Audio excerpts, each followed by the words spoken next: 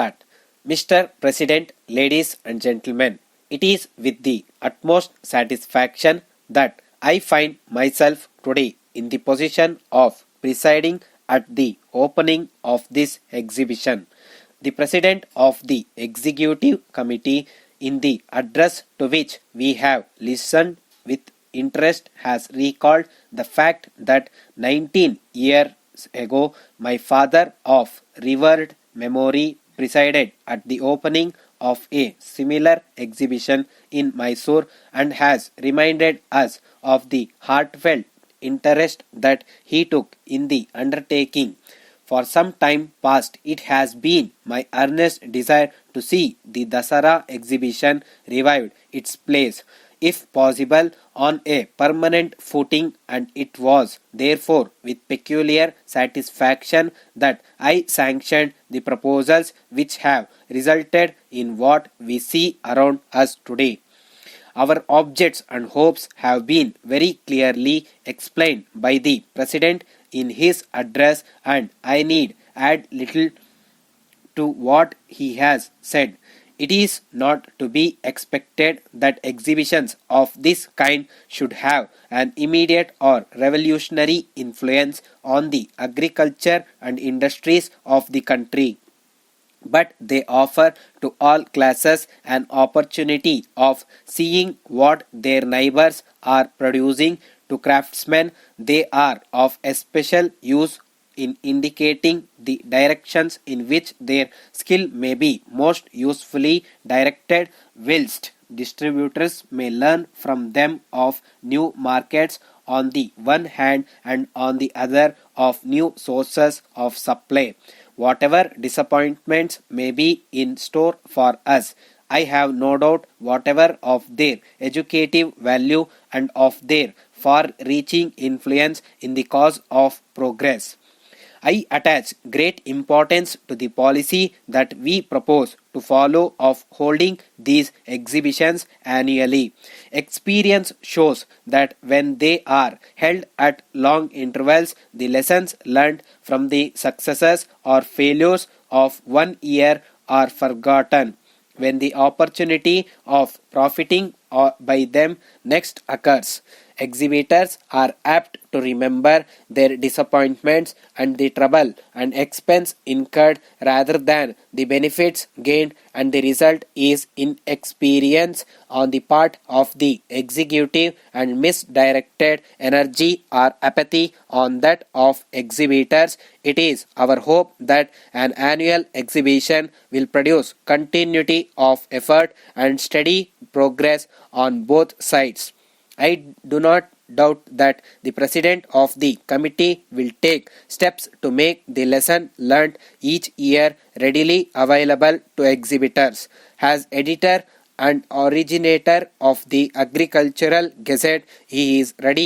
already doing most valuable work in communicating every kind of useful information to the cultivators of the state, and I hope that he will embody in a sense of exhibition bulletins on similar lines the experience gained each year with regard to the several classes of exhibits. While I and my government appreciate the utility of exhibitions, we recognize the need for continuous effort in other directions. It is with a view to meet this need that, to mention a few instances, a scientific agricultural department has been gradually equipped.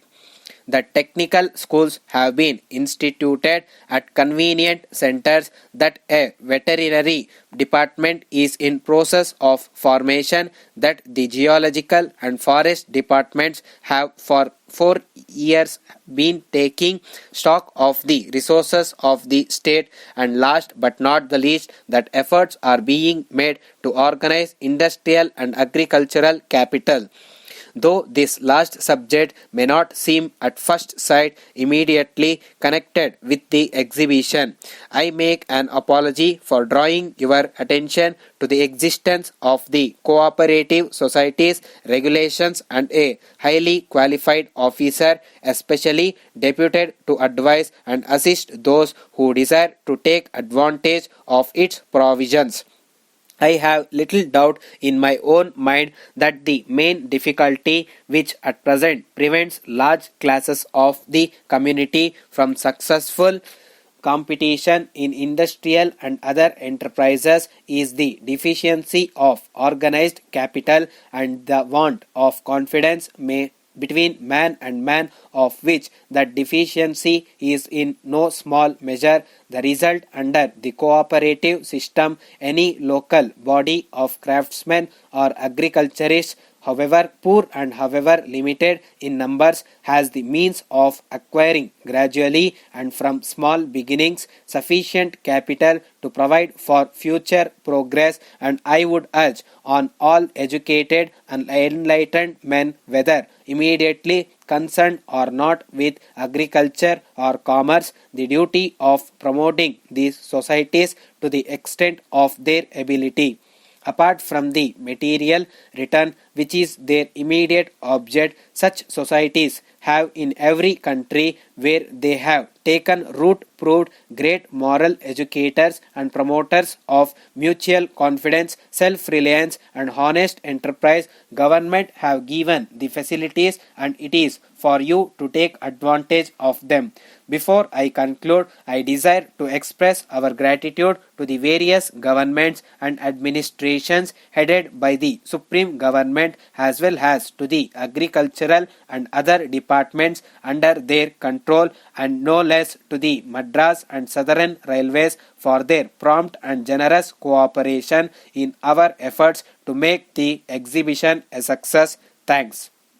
Respected sir, at the very outset, I thank you very much for the initiative taken to shoulder the responsibility of conducting the computer examination and issuing of certificates to that extent to the students who pass the examination. In fact, this was a long-awaited move from the board, which is finally announced now. By this move, there is a sigh of relief not only to the students who aspire for the computer emanated jobs, as well as to the employers, including government organizations, as the certificates are issued by the government body.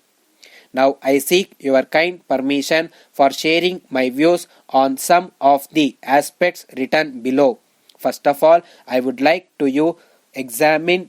whether it is possible to arrange the days of the first and second paper, English shorthand and Kannada shorthand, consecutively, so that in case of appointing the reader for both English and Kannada shorthand, he can be facilitated by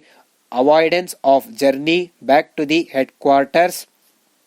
and again making journey to the examination center after a gap of just 2 or 3 days, or overstaying at the examination center for the purpose of reading the remaining examination paper. If this proposal is implemented, it will not only minimize the much inconvenience and hardship being caused to the reader, but also reduce the expenditure on travelling allowance front. Secondly, for the purpose of setting the question paper, you are allowing some amount per question paper set. Instead of this, you may go for a gigantic sum as a package, so that it will boost the question paper setter's mind and can cause better set of qualitative, non-repeated, newer and enriched sets of questions, and could bring the board's standard to a greater height. Lastly, I request you to examine considering